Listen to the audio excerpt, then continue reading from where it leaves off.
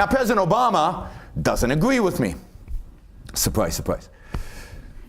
And he had a famous speech a few months ago, well, maybe it's over a year ago, that has been titled the "You Didn't Build That" speech. Because in the speech he said to businessmen, to people who are engaged in activities of business, he said, you didn't build it. Not by yourself. You had employees.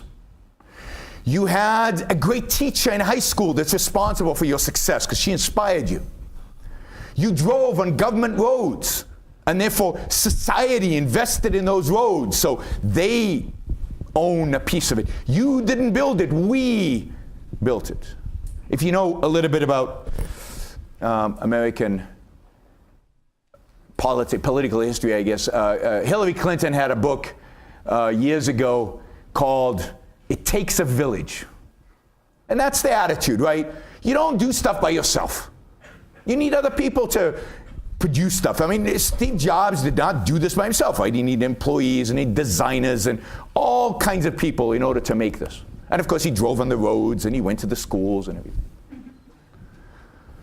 And that's the reason, they say, that wealth should be considered social. Because all of us did it together. Really?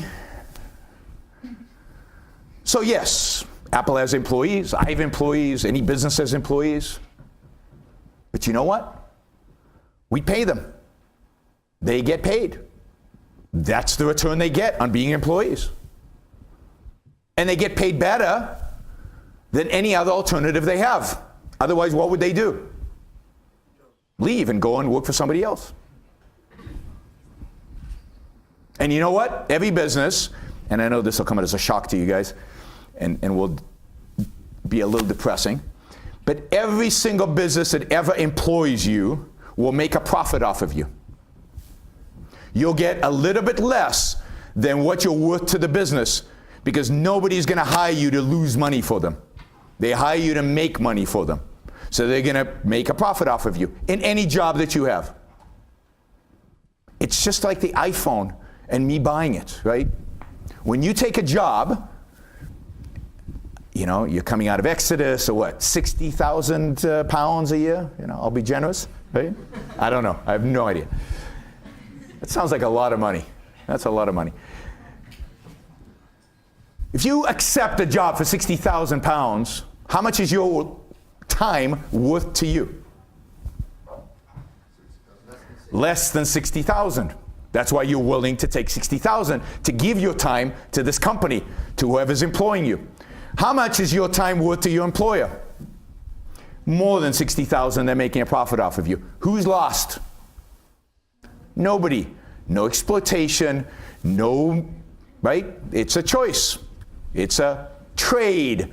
Win-win, just like when you buy the iPhone or you buy the nice shoes or you buy anything else in the mall.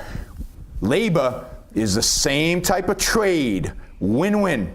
You wouldn't take it if you're not going to be better off by doing it.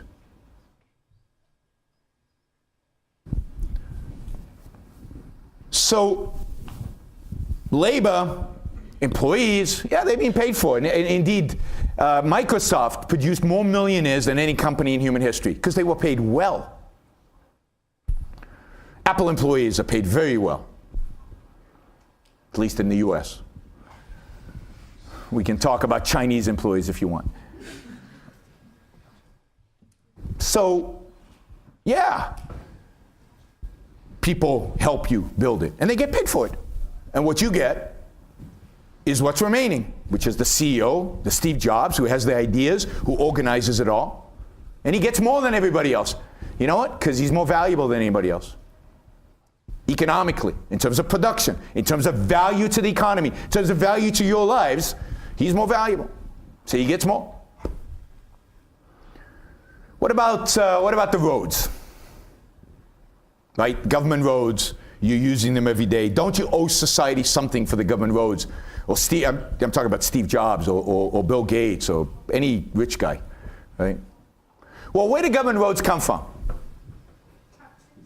From taxes. And who gets taxed? The wealthy gets taxed the most. They're paid for the roads. They pay for it all the time. Indeed, you don't have roads until you have wealth. We in the modern times, we think the government somehow has money and they create stuff and then we build on top of that. No, government is nothing until business actually builds stuff, creates some wealth, which then can be stolen from it to build roads and other stuff. The primary is not government. There are no roads, good roads, until you have tax money to build the good roads. So somebody has to produce something so that you can tax it, so that you can build stuff. The primary is production. The primary is the making of stuff. So we paid for the roads. What more do you want? It doesn't mean the product is society's. It doesn't mean the wealth is society's just because I paid for a road that I'm using. And then, of course, there's a teacher. We all had a great teacher in our childhood. At least some of you did. I don't remember any of my teachers from my childhood. But that's just because I have a bad memory. It doesn't mean they weren't any good teachers. I'm sure they were. Let's leave it for the Q&A, because otherwise, right? Just remember the question. We'll do it in the Q&A.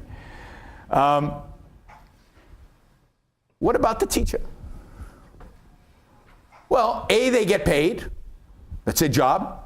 They do a good job. That's wonderful that they do a good job. But if you're rich and you really had a good teacher, then I think it would be nice and just if you went to that teacher, thanked her, and, wrote her a nice check. That would be cool.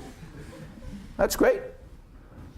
But I don't think we should impose that on you. I don't think you should feel guilty because you had a good teacher. I don't think because you had a good teacher, society owns the stuff that you make. It doesn't give society a right to your value, to what you produced. So I don't buy, and I don't think anybody should buy this idea that society owns our wealth. Individuals produce wealth. And therefore, it should belong to individuals, and individuals should decide what and how to spend their wealth, what to do with that wealth. It's none of our business.